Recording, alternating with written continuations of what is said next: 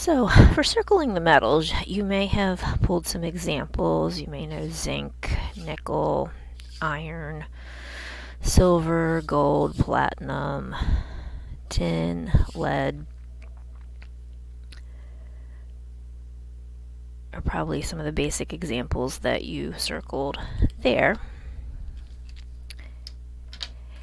And then for nonmetals, you might have done helium, stars those, helium, maybe fluorine, oxygen, nitrogen, carbon, chlorine, and really all of these. So you might notice that they are grouped on the periodic table.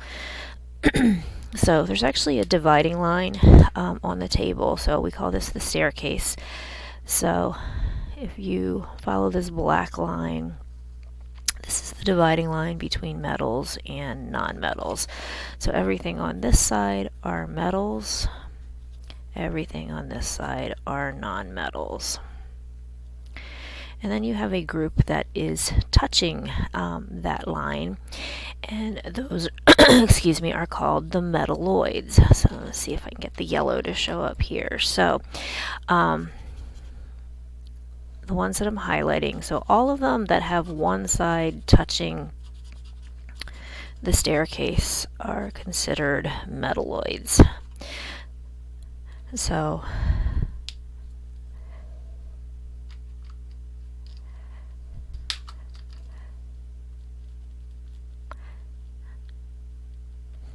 and then you might wonder about this group here on the bottom. So the reason I use this older periodic table because I like this visual break.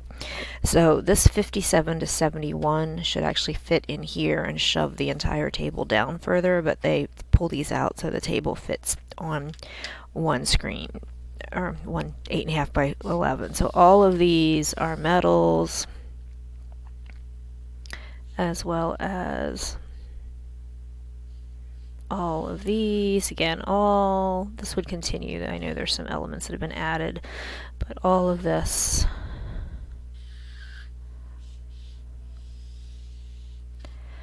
now you might notice that I skipped hydrogen. So hydrogen is really a nonmetal, and you may have marked that one too.